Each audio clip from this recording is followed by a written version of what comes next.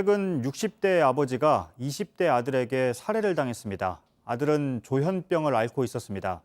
아버지는 사건 한 달 전에도 살해 위협을 받고 있다며 경찰에 신고했지만 별다른 도움을 받지 못했습니다.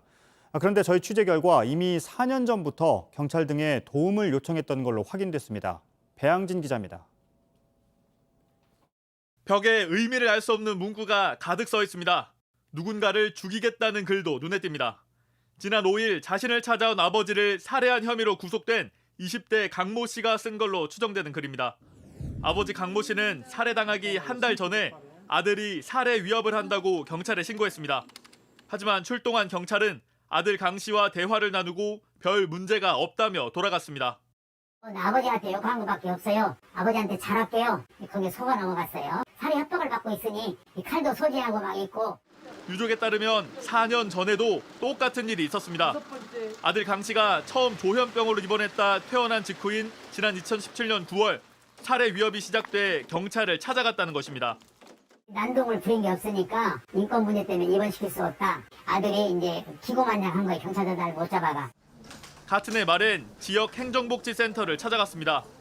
경제 활동을 못하는 아들을 홀로 돌보기 어려워 병원비라도 지원받으려 했었습니다. 하지만 본인 동의 없인 어렵단 답만 돌아왔습니다. 필요하지요.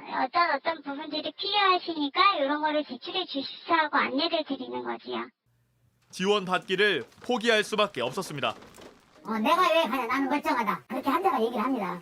고인이 찢어버렸어요. 도움될 만한 게 없다. 신고해봐도 안 되니까 신고를 할 필요성이 없다는 걸 느꼈죠. 칼로 휘젓고 응급상황 됐을 때 신고를 일일이 하라는 거예요. 경찰은 4년 전 상황은 기록이 남아있지 않아 확인하기 어렵다며 신고가 있었더라도 올해 4월 출동 당시 현장 경찰관이 이를 인지하기는 어려웠다고 설명했습니다. JTBC 배양진입니다. 증상이 심한 정신질환자의 경우엔 경찰이 강제로 입원시킬 수 있습니다. 피해를 막기 위해서 그렇게 할 수 있는 권한을 준 겁니다. 하지만 방금 보신 것처럼 실제로는 주저하는 사례가 많습니다. 왜 그렇고 또 어떻게 이 문제를 풀어야 할지 계속해서 배양진 기자입니다. 조현병을 앓고 있는 형과 함께 사는 A씨는 지난 2018년 형을 경찰에 신고했습니다. 지나가던 행인이 자신을 욕한다며 다짜고짜 주먹을 휘두르려 했기 때문입니다. 형은 살인 미수 전과가 있었습니다.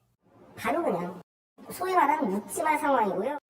겨우 집으로 데려와 경찰에 병원 이송을 도와달라 요청했지만 거절당했습니다. 눈앞에서 폭행이 일어나지 않아 긴급하게 입원시킬 상황으로 보이지 않는다는 것이었습니다. 아버지를 살해한 아들 강 씨 사건과 같은 이유였습니다. 깡도 안 되는 거 가지고 경찰 불렀다라면서 화를 보내더라고요. 응급 입원은 스스로나 남을 상대로 위협이 클 때 할 수 있습니다. 경찰은 전문가가 아닌 만큼 이런 판단을 정확히 내리기 어렵다는 입장입니다. 실제 2019년 전체 자발적이지 않은 입원 2만 616건 가운데 응급 입원은 107건 뿐입니다. 강제로 입원시킬 수 있는 경찰이 돌아가면 환자를 병원에 데려가는 건 가족과 사설구급대 몫입니다. 하지만 A씨와 강씨 경우처럼 환자가 극구 거부하면 방법이 없습니다. 눈빛부터가 좀 달라지거든요. 그냥 무조건 가지 않겠다. 길게 말하지 않거든요. 그냥. 당장 치료가 필요할 수 있는데 적절한 진단과 치료 없이 방치되는 겁니다. 24시간 정신과 전문의가 구급대원과 경찰의 전화를 받아주거든요. 안전의 전문가지 정신건강 전문가가 아니시잖아요. 피해는 가족이나 보호자 그리고 환자 본인에게 돌아가고 있습니다. 제때 조치가 안 돼서 병원까지 갈 수가 없어서 최악의 상황이 일어나는 일은 국가의 책임이다. JTBC 배양진입니다.